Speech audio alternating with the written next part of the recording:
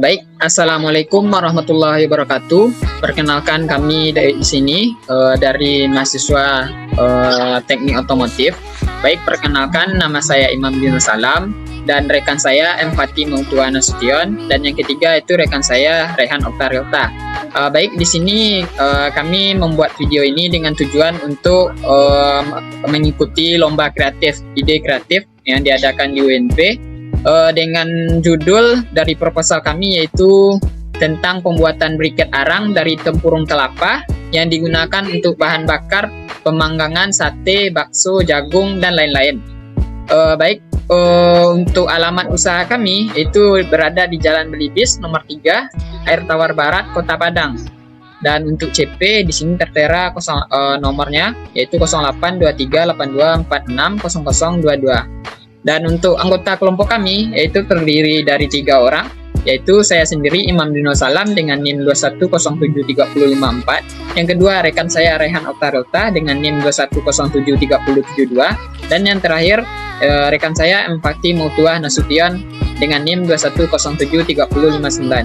Baik, untuk materi atau dari proposal akan dijelaskan oleh kami nanti secara bergiliran.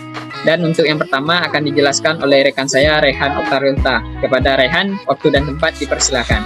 Baik, saya Rehan Oktarilta dengan ini menjelaskan tentang latar belakang dari pembuatan arang briket. Pembuatan arang tempurung kelapa belum banyak dilakukan, padahal potensi penjualan cukup besar dan potensi pasar cukup besar, baik untuk konsumsi domestik maupun ekspor. Briket arang dari tempurung kelapa lebih ramah lingkungan dan terjangkau dibandingkan jenis bahan bakar lainnya. Tempurung kelapa seringkali dibuang begitu saja di pasar tradisional, padahal tempurung kelapa bisa diolah menjadi bahan baku mentah untuk dijadikan arang. Briket arang dari tempurung kelapa merupakan bahan bakar alternatif yang dihasilkan dari pengolahan tempurung kelapa. Briket arang ini memiliki daya serap yang tinggi terhadap bahan yang berbentuk larutan atau uap. Briket arang kelapa Indonesia memiliki potensi ekspor yang besar karena kualitasnya yang dinilai terbaik oleh pasar internasional. Bisnis briket arang tempurung kelapa memiliki potensi pasar yang besar, baik untuk konsumsi domestik maupun ekspor. Briket arang batok kelapa merupakan bahan bakar alternatif yang kerap digunakan untuk memasak, terutama untuk memanggang bahan makanan seperti di Eropa. Negara Timur digunakan untuk sebagai keperluan rokok pipa shisha, atau di Asia seperti di Korea Selatan dan Jepang, briket arang kelapa digunakan untuk keperluan memasak di restoran. Briket arang tempurung kelapa lebih ramah lingkungan dan terjangkau dibandingkan jenis bahan briket arang lainnya. Tempurung kelapa seringkali dibuang begitu saja di pasar-pasar tradisional, padahal tempurung kelapa bisa diolah menjadi bahan baku mentah untuk dijadikan arang. Potensi produk tempurung yang sedemikian besar perlu dimanfaatkan sebagai kegiatan produktif untuk meningkatkan nilai tambahnya. Bisnis briket arang tempurung kelapa dapat dibeli sebagai alternatif bisnis yang dijalankan dengan mudah di rumah. Teknologi pengolahan tempurung kelapa relatif sederhana dan dapat dilaksanakan oleh usaha-usaha kecil.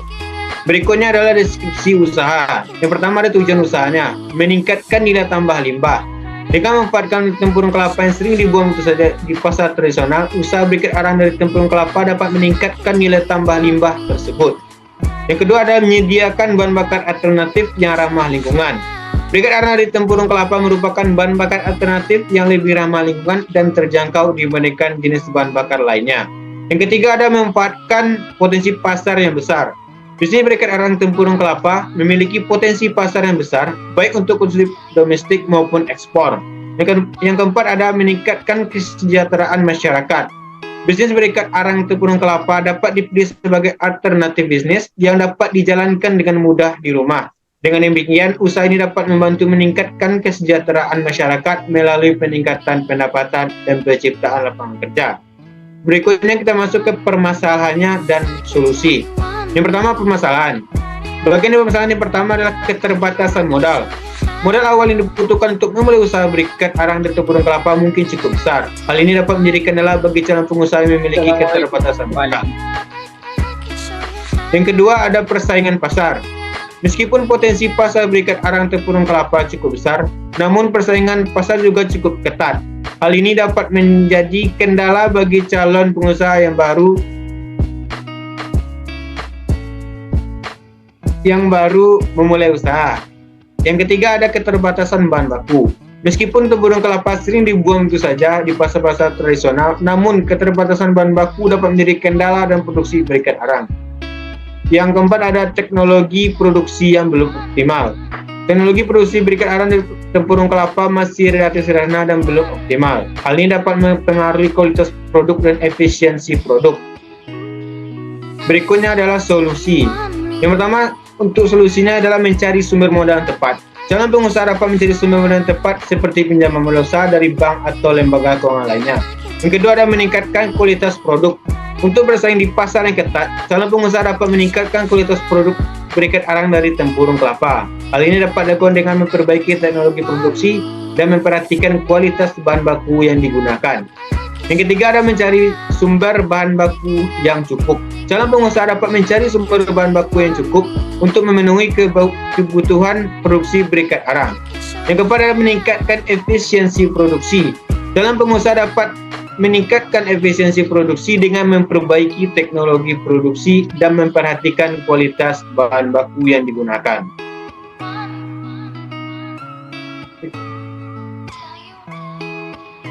Berikutnya ada analisis kompetitor atau kompetitor analisis. Karena masih sedikitnya adanya usaha pembuatan berikat arang di Kota Padang, membuat potensi penjualan berikat arang di sini sangat besar. Masyarakat kita di Kota Padang cukup banyak yang memiliki usaha dalam bidang kuliner, terutama kuliner bahan bakar.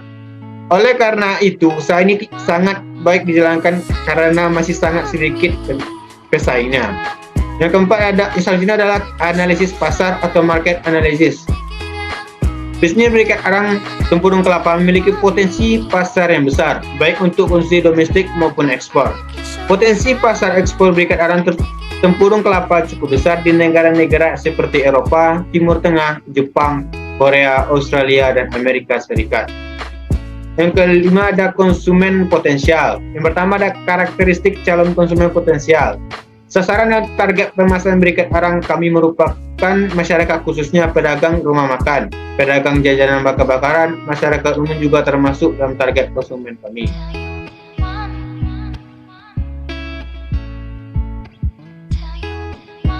Baik, untuk selanjutnya akan dijelaskan oleh rekan saya Fatih. Kepada Fatih, dipersilakan.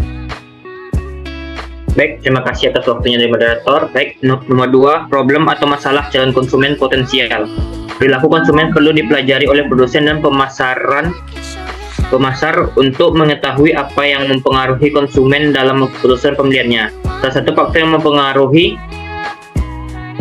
yaitu perilaku konsumen. 3, potensi pasar.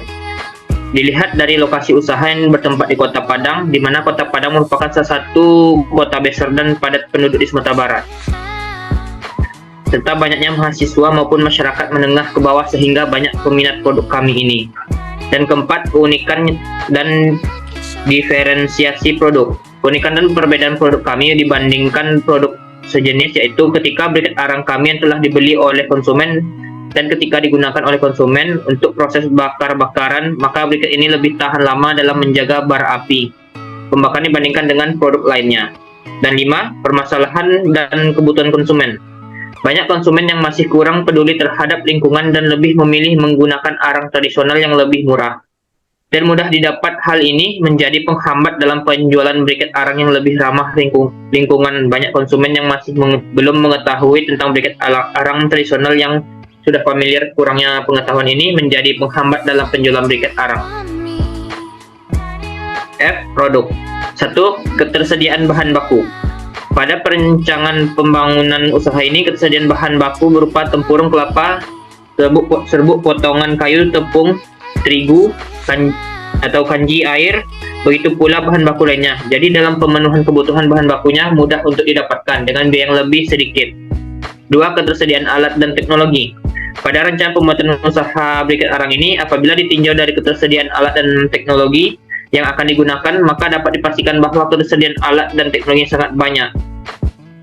Dengan menggunakan cetakan yang cukup sederhana dari logam dan kayu, dan tambahan mungkin untuk alat pengaduk adonan briket dapat mengaduknya sehingga tidak terlalu dikhawatirkan lagi alat dan teknologinya yang diperlukan akan sulit didapatkan. 3. Proses produksi.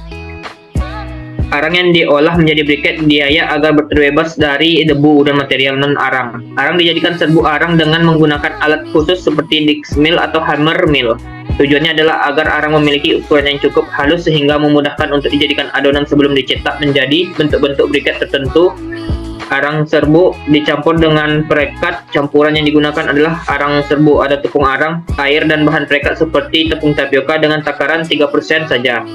Air yang digunakan harus air bersih dan jernih, takaran harus pas kira-kira 20%. 4. Kapasitas produksi. Sebenarnya untuk kapasitas produksi briket kami tergantung dari beberapa faktor, salah satunya faktor persamaan konsumen dan ketersediaan bahan produksi untuk produk kami. G. Sumber daya manusia atau profit team. 1. Keterampilan manajer. Nama Imam Abdul Salam, jenis kelamin laki-laki, BP NIM 2021-21-073054, Prodi Pendidikan Teknik Otomotif, tempat tanggal lahir Andale 23 April 2003, alamat Jalan Belibis, ujung nomor 3 Air Tawar. Dan untuk pendidikan terakhirnya SMKN 1 Kecamatan Lua. Organisasi yang diikuti Khatulistiwa Islam UKK UNP dan Formis FT UNP. Hobi editing video kreatif, mencari hal baru presentasi. Keahlian mampu mengorganisir orang dalam satu kelompok kerja dan menempatkan mereka sesuai di bidangnya masing-masing.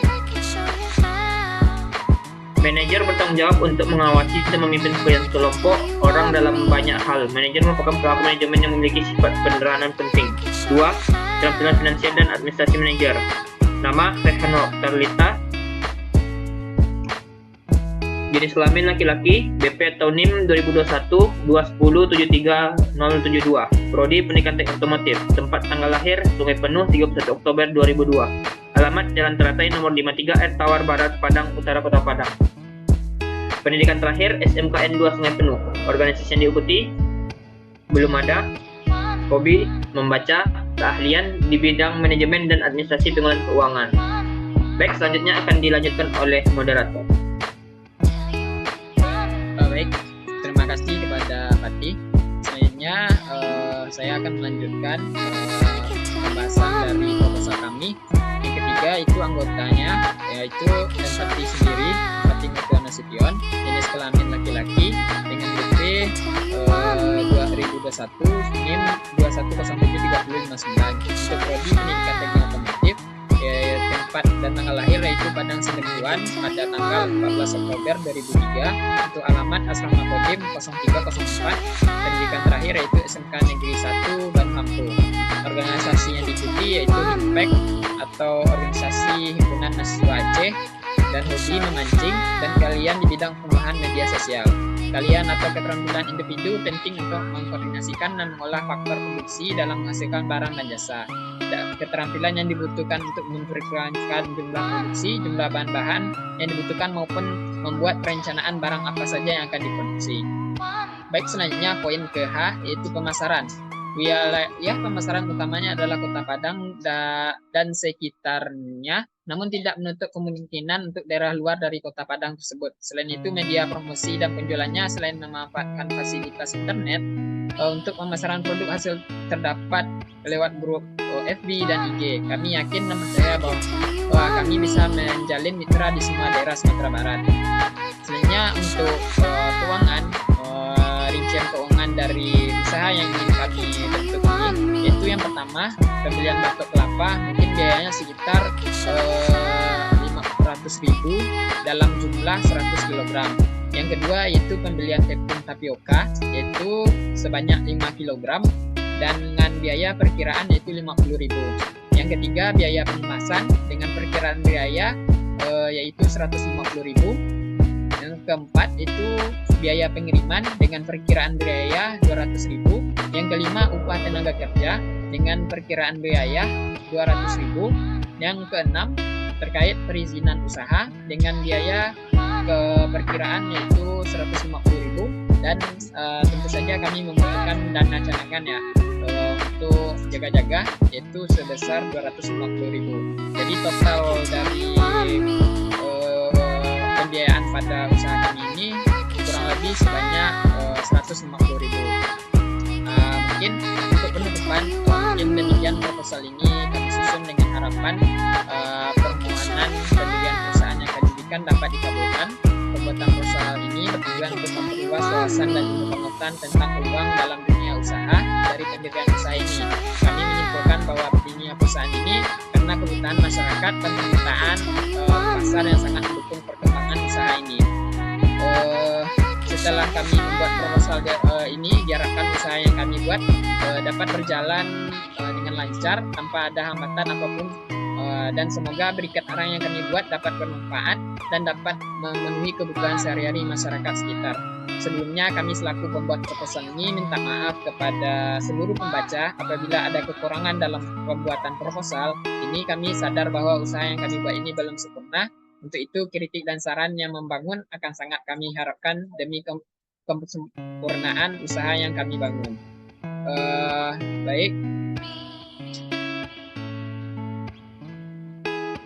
Baik, mungkin itulah presentasi dari kelompok kami dari mahasiswa teknik otomotif Fakultas Teknik Universitas Negeri Padang. Kami mohon maaf jika terdapat penyampaian pada presentasi kami ini terkesan banyak yang salah. Kami mohon maaf. Kami ucapkan terima kasih bagi panitia yang telah menonton dari video kami ini. Baik, mungkin demikian kami ucapkan terima kasih. Kami tutup dengan mengucapkan alhamdulillahirabbil alamin. Wassalamualaikum warahmatullahi wabarakatuh.